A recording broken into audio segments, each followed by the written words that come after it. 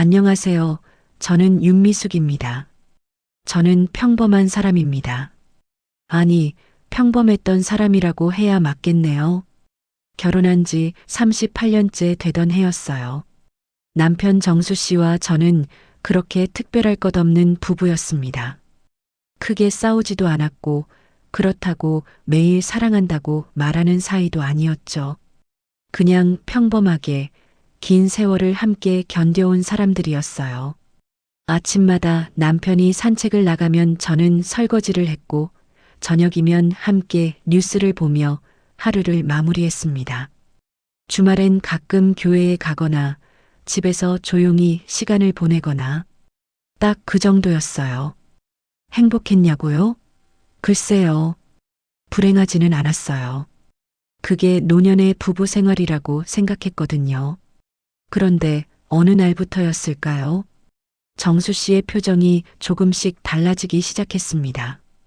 처음엔 몰랐어요. 나이 들면 다들 무뚝뚝해지는 거라고 생각했죠. 그런데 뭔가 달랐어요. 밥상 앞에 앉아도 말이 없고 물어봐도 대충 대답하고 제 눈을 마주치지 않더라고요. 밤에는 일찍 방으로 들어가 버렸습니다. 요즘 어디 불편한 데 있어요? 물어봐도 그냥 손만 저었어요. 아무것도 아니라는 듯이. 그러던 어느 날 아침이었습니다. 정수 씨가 가방을 챙기더니 현관에 서 있었어요. 평소와 다른 옷차림이었죠. 깔끔하게 차려입고 가방엔 짐이 가득했습니다. 어디 가요? 잠깐 쉬고 싶어. 그 말이 전부였습니다. 무슨 소리예요? 갑자기 왜 그래요? 그냥 좀 혼자 있고 싶어. 답답해서 못 살겠어. 저는 그때 이해할 수 없었어요. 답답하다니. 우리가 뭐 크게 싸운 것도 아니고 제가 뭘 잘못한 것도 없는데 그냥 평범하게 살아온 건데 뭐가 답답하다는 건지. 그럼 며칠만 다녀와요. 생각 좀 하고. 응. 그렇게 정수 씨는 집을 나갔습니다. 처음 일주일은 연락이 왔습니다. 짧은 문자였죠. 잘 지내 그게 전부였어요. 저는 전화를 했지만 받지 않았습니다. 문자로만 괜찮아라고 보내왔어요. 그러다 한 달쯤 지나니까 아예 연락이 끊겼습니다. 저는 미칠 것 같았어요. 이게 무슨 일인지, 대체 왜 이러는 건지. 자식들한테 연락해봤지만 아이들도 아버지한테 연락이 안 된다고 했어요. 경찰에 신고도 해봤습니다. 그런데 성인이 스스로 집을 나간 건 실종이 아니라고 하더라고요. 제일 힘들었던 건 돈 문제였어요. 정수 씨가 관리하던 통장, 연금, 모든 게 끊겼습니다. 제 명의로 된 게 거의 없었거든요. 평생 남편한테 맡기고 살았으니까요. 나중에야 알았어요. 그 사람이 나가기 전에 하나씩 정리해 왔다는 걸요. 공과금 자동이체도 해지했고 연금 수령 계좌도 바꿔놨더라고요. 그때는 몰랐지만 돌이켜보면 조금씩 준비하고 있었던 거죠. 저는 그제야 깨달았어요. 이건 단순히 좀 쉬고 싶다는 게 아니라는 걸. 이 사람이 정말로 저를, 이 집을, 이 삶을 버리고 떠난 거라는 걸. 그날 밤 저는 빈 거실에 혼자 앉아 있었습니다. 부모님 손을 놓은 뒤로 이렇게 혼자인 적은 처음이었어요. 부모님도 자식들도 이제 남편마저 없는 집, 텅 빈 집에 저 혼자 남겨진 거예요. 그리고 더 끔찍한 건 생활비가 없다는 거였습니다. 저는 64살이었어요. 평생 집안일만 하며 살았던 사람이 이제 와서 뭘 할 수 있겠어요. 자식들한테 손 벌리기엔 자존심이 허락하지 않았고요. 그날 이후로 저는 그를 다시 보지 못했습니다. 주소도 연락처도 생활 흔적도 전부 끊긴 채로요. 남편이 떠나고 첫 달은 그냥 멍하니 있었어요.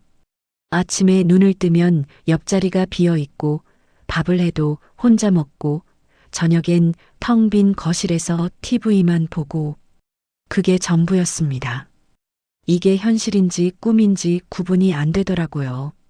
그러다 통장 잔고를 확인했을 때 저는 정신이 번쩍 들었어요. 남은 돈이 80만 원. 그게 전부였습니다. 관리비 내고 전기세 내고 나면 한 달도 못 버티는 금액이었죠. 이러다 죽겠구나. 그 생각이 처음 든 순간이었어요. 자식들한테 전화를 했습니다. 큰딸한테 먼저 연락했어요. 조심스럽게 최대한 떨리지 않는 목소리로 말했죠.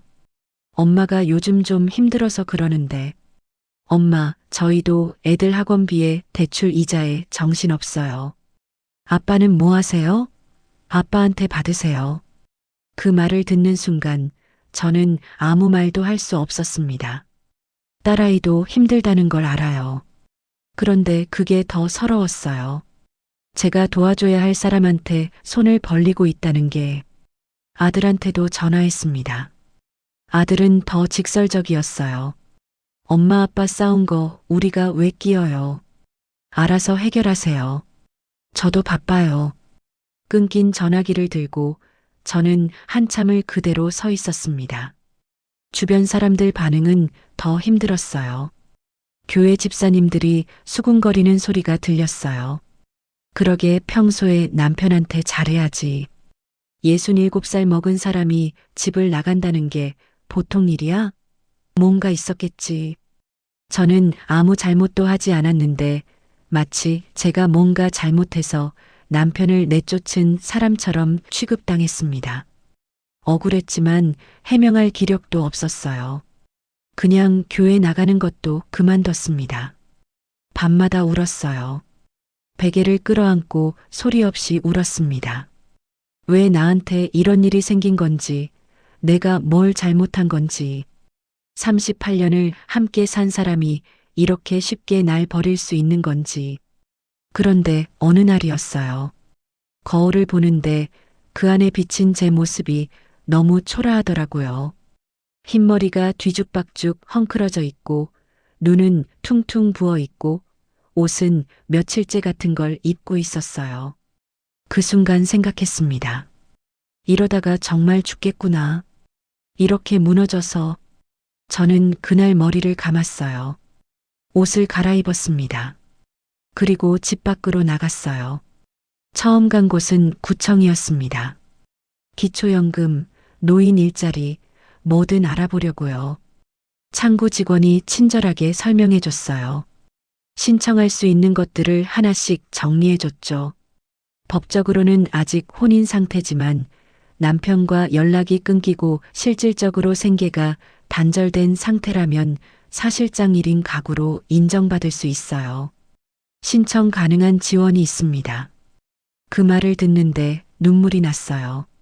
부끄러웠습니다. 64년을 살면서 나라한테 손 벌릴 줄은 몰랐거든요. 그런데 동시에 안도감도 들었어요.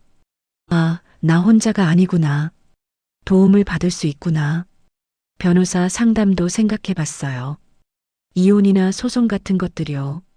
그런데 돈도 없었고 무엇보다 그 사람과 다시 엮이고 싶지 않았습니다. 싸우고 다툴 기력조차 없었어요.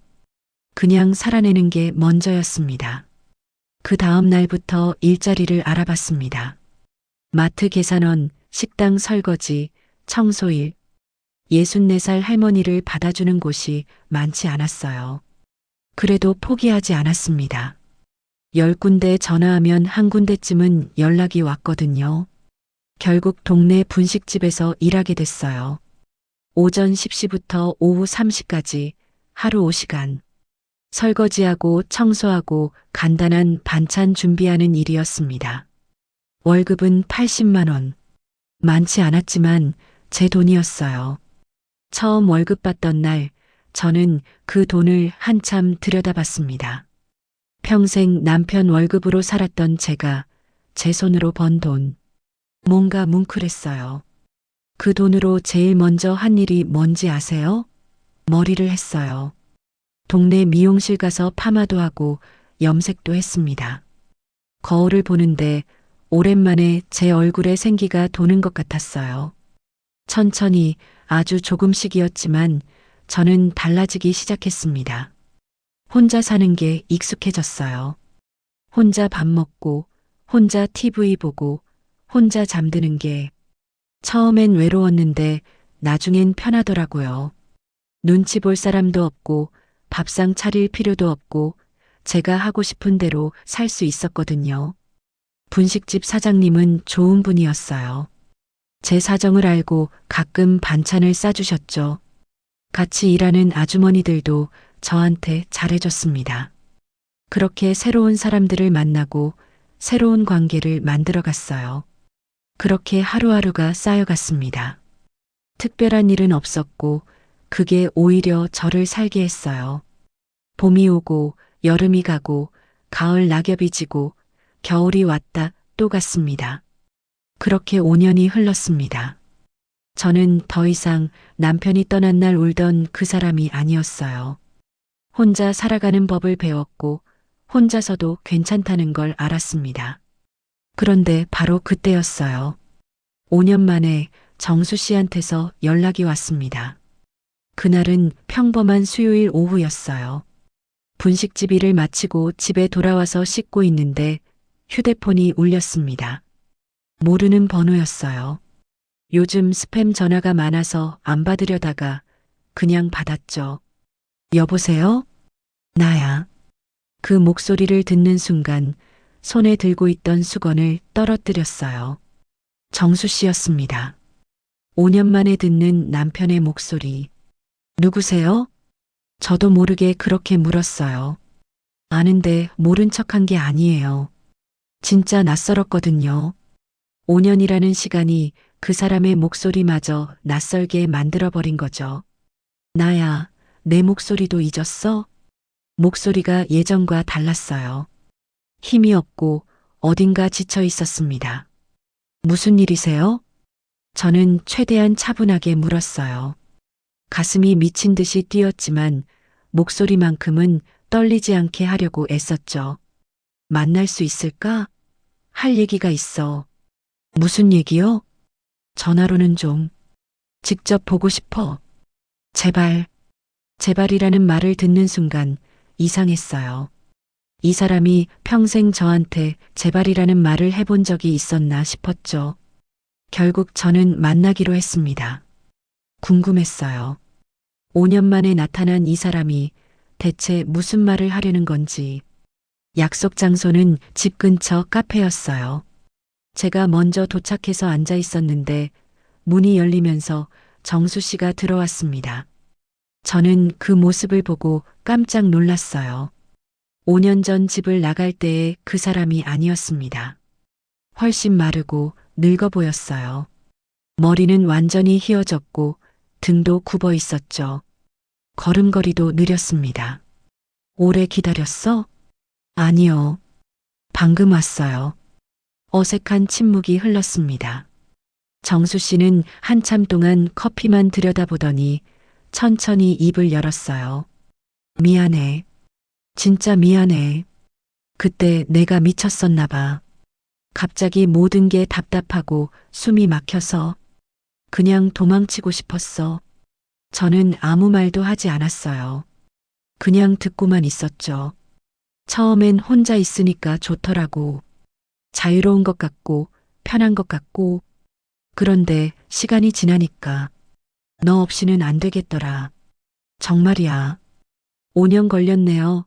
그걸 깨닫는데 제 목소리가 생각보다 차가웠어요. 정수 씨가 움찔했습니다. 나도 안다. 내가 잘못했다는 거. 그래서 이렇게 찾아온 거야. 다시 시작하고 싶어. 우리 다시 함께 살 수 없을까? 저는 그 말을 듣고 웃음이 나왔어요. 진짜 웃긴 게 아니라 허탈해서 나온 웃음이었죠. 지금 농담하시는 거예요? 진심이야. 나 정말 후회하고 있어. 정수 씨의 눈에 눈물이 맺혔습니다. 그런데 이상하게도 제 마음은 전혀 흔들리지 않았어요. 그 5년 동안 어디서 뭐 하셨어요? 그게 정수 씨는 말을 얼버무렸습니다. 그러다 천천히 이야기를 꺼내기 시작했어요. 집을 나간 뒤 지방에 있는 친구한테 가서 한동안 있었대요. 그 친구가 작은 사업을 한다고 해서 퇴직금을 털어서 투자했다고 했습니다. 그게 잘 됐으면 좋았을 텐데. 사업은 1년도 안 돼서 망했대요. 친구는 연락을 끊었고 정수 씨는 빈손이 됐다고 했죠. 그 뒤로는 이것저것 일을 하면서 떠돌아다녔다고 합니다. 그러다가 작년에 쓰러졌어. 병원에 입원했는데 당뇨가 심해졌더라고. 지금 약 먹으면서 관리하고 있어. 정수 씨는 소매를 걷어 올려 보여줬어요. 팔에 멍 자국이 있었습니다.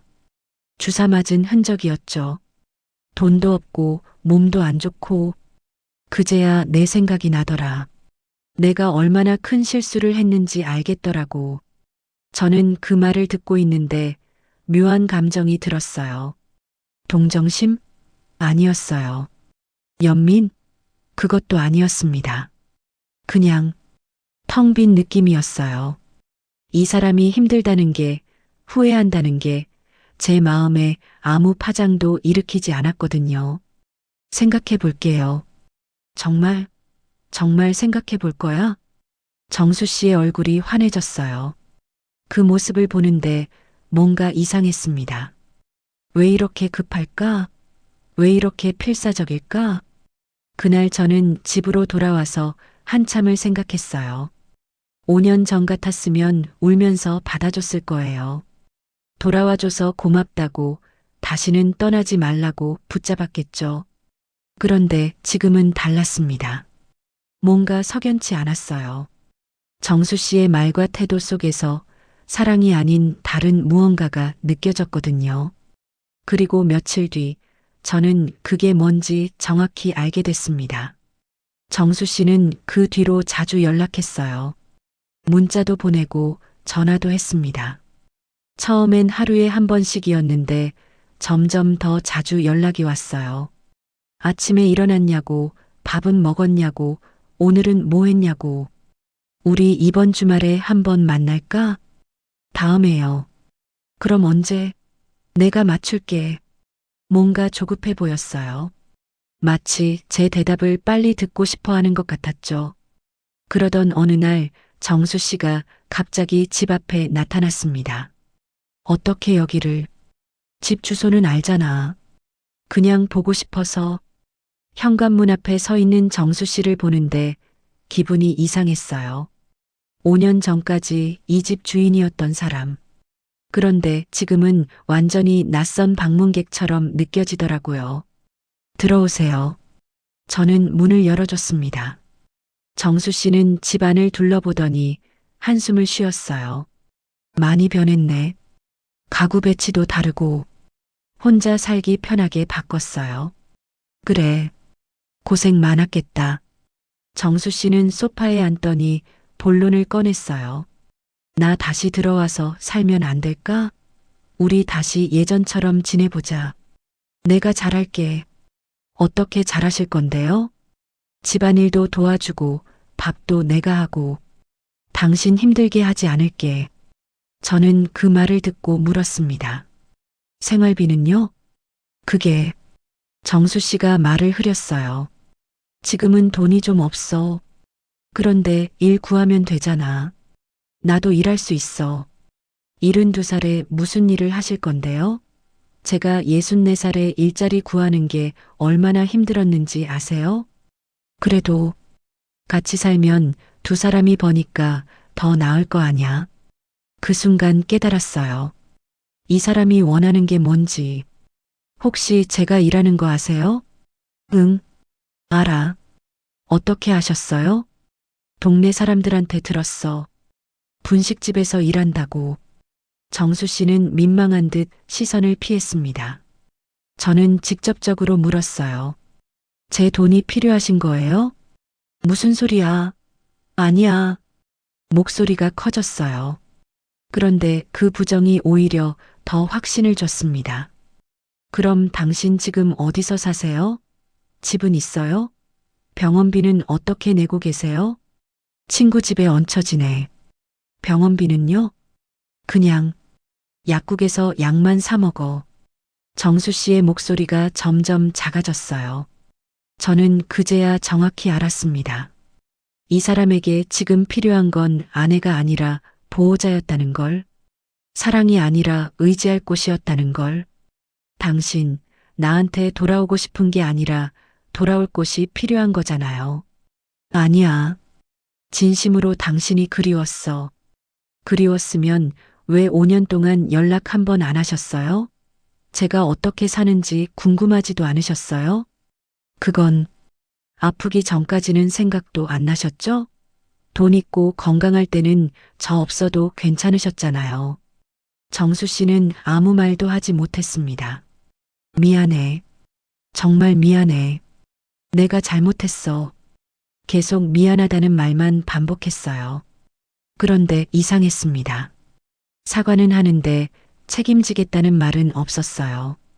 잘못했다고는 하는데 어떻게 보상하겠다는 얘기도 없었죠. 그냥 돌아오게 해달라는 말만 계속했습니다. 당신 혼자 살기 힘들죠? 응. 외롭죠? 그래. 아프니까 무섭죠? 무서워. 정말 무서워. 정수 씨가 고개를 떨구고 울기 시작했어요. 72살 노인이 아이처럼 흐느끼고 있었습니다. 예전 같았으면 안아줬을 거예요. 괜찮다고, 이제 함께 하자고 토닥였겠죠.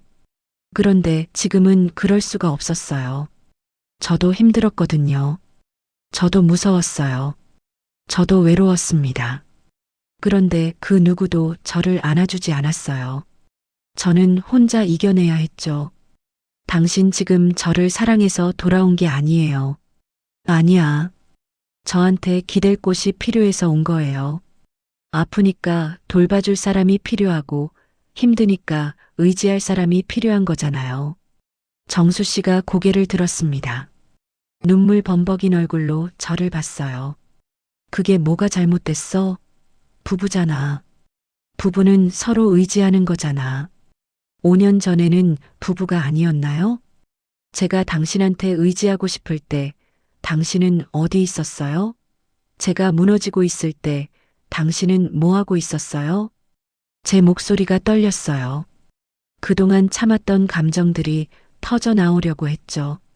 저는 5년 동안 혼자 버텼어요.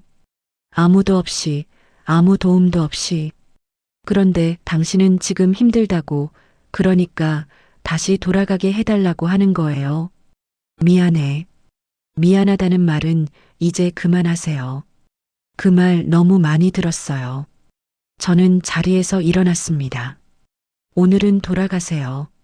저도 생각 좀 할게요. 정수 씨는 몇 번이나 더 말하려다가 결국 일어났어요. 현관문을 나서면서 돌아봤습니다. 연락할게. 기다릴게.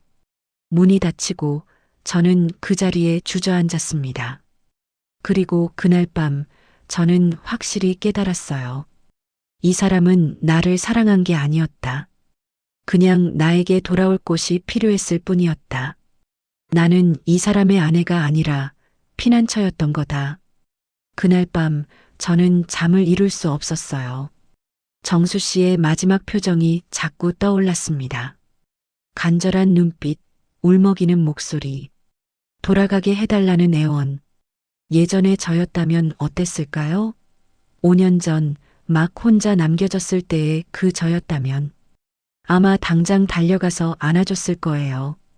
돌아와줘서 고맙다고, 이제 다시 함께 살자고 말했겠죠.